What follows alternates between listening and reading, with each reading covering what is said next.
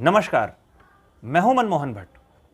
उत्तराखंड कांग्रेस आखिर में थोड़ी जाग गई है ऐसा लगता है। उसका कारण क्या है वो मैं आपको बताता हूं। आज दिल्ली से कांग्रेस के दो वरिष्ठ नेता देहरादून में पहुंचे हैं। पीएल पूनिया जो ऑल इंडिया पर्यवेक्षक हैं कांग्रेस के, और दूसरे उत्तराखंड के प्रदेश प्रभारी देवेंद्र यादव। इन दोनों लोगों की उत्तराखंड के कांग्रेसी नेताओं से अगले 3 दिन तक मुलाकातें लगातार होनी हैं। पूर्व मुख्यमंत्री, पूर्व प्रदेश अध्यक्ष, वर्तमान प्रदेश अध्यक्ष, तमाम जिलाध्यक्ष, पूर्व सांसद, विधायक और पूर्व विधायक। सांसद सारे पूर्व हैं, चाहे वो राज्यसभा के हों और चाहे वो लोकसभा के हों, क्योंकि पिछले 2 लोकसभा चुनाव से कांग्रेस कुछ खास नहीं कर पाई है उत्तराखंड में। और अब लोकसभा चुनाव के मद्देनजर ही इस बैठक को काफी महत्वपूर्ण माना जा रहा है। स्थानीय निकाय के चुनाव होने हैं उत्तराखंड में अक्टूबर के आखिर या नवंबर या दिसंबर में, और उसके बाद चुनाव होंगे लोकसभा के। ठीक इसी समय वो प्रक्रिया शुरू हो रही होगी 2024 में। यानी लोकसभा के लिए पूरे 1 साल का समय बचा हुआ है कांग्रेस के पास। और कांग्रेस के भीतर जो सिर्फ टव्वल की स्थिति बनी हुई है उत्तराखंड में, वैसे राजस्थान में भी है, उत्तराखंड के संदर्भ में हम बात कर रहे हैं, तो उत्तराखंड में जो सिर्फ टव्वल की स्थिति है उससे कैसे पार पाया जा सकता है, इसके संदर्भ में ये बैठकें काफी महत्वपूर्ण है। पीएल पूनिया और देवेंद्र यादव, इन 2 लोगों की बात आला कमान कितनी सुनता होगा अगर ये लोग यहां से कोई फीडबैक लेकर जाएंगे।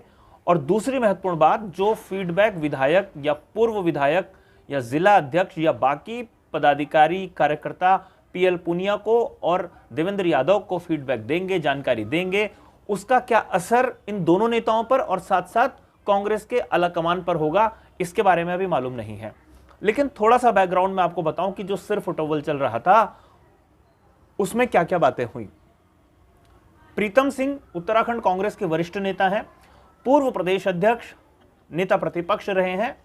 वो खुले रूप में आरोप लगाते हैं देवेंद्र यादव पर कि उन्हें तो राजनीति की ABC भी नहीं आती। ऐसे में यह सवाल काफी महत्वपूर्ण है कि जिस प्रदेश प्रभारी पर कांग्रेस के, उत्तराखंड कांग्रेस के वरिष्ठ नेताओं को भरोसा नहीं है, वो उत्तराखंड से क्या फीडबैक लेंगे। और अगर वो फीडबैक लेंगे, आलाकमान को देंगे, तो हो सकता है वो मैनिपुलेटेड हो, बायस्ड हो, प्री कंसीव नोशन से ग्रसित हो, जिसको कहते हैं पहले से ही पूर्वाग्रह से ग्रसित। तो इस तरीके की बातें आ रही हैं कि जो नेता अब दिल्ली से आए हैं वो कुछ महत्वपूर्ण संदर्भ में बैठकें करेंगे और आलाकमान को अपनी रिपोर्ट सौंपेंगे। उसका क्या असर भविष्य में होगा ये देखने वाली बात होगी।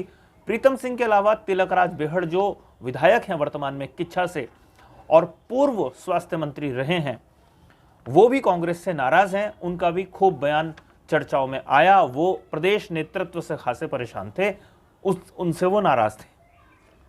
इन दोनों की नाराजगी को दूर करने की कोशिश आलाकमान करता या प्रदेश इकाई करती। उससे पहले ही एक और नेता हैं जो द्वाराहाट, अल्मोड़ा जनपद का एक विधानसभा क्षेत्र है द्वाराहाट, वहां से विधायक हैं मदन बिष्ट। उन्होंने भी एक, जिसको कहते हैं अघोषित सा मोर्चा खोला हुआ था, और वो भी खासे नाराज बताए जा रहे थे क्योंकि वो राज्य सरकार और केंद्र सरकार की कुछ नीतियों को लेकर जो कांग्रेस आरोप लगाती है, उन्हीं नीतियों का समर्थन मदन बिष्ट ने कर दिया था। इससे अंदाजा लग रहा था कि कांग्रेस के भीतर सब कुछ ठीक नहीं है। और प्रीतम सिंह का एक तरीके से सपोर्ट तिलकराज बेहड़ ने किया, और उसके बाद इन दोनों का अघोषित समर्थन जो है वो मदन बिष्ट ने भी कर दिया था। तो अब देखना यह है कि जो सिर्फ टव्वल की स्थिति थी वो किस हद तक दूर हो पाएगी पीएल पूनिया और देवेंद्र यादव के देहरादून दौरे के बाद, और क्या रणनीति ये बना पाएंगे अगले लोकसभा चुनाव के मद्देनजर। देखना होगा। 2-3 दिन बाद एक विस्तार से रिपोर्ट आपके सामने प्रस्तुत करने की हम कोशिश करेंगे कि इन दोनों वरिष्ठ नेताओं का उत्तराखंड का दौरा कैसा रहा और क्या क्या फीडबैक लिए गए। फिलहाल के लिए मेरे को इजाजत दीजिए साथियों, अगली रिपोर्ट में आपसे फिर मुलाकात होगी। तब तक नमस्कार।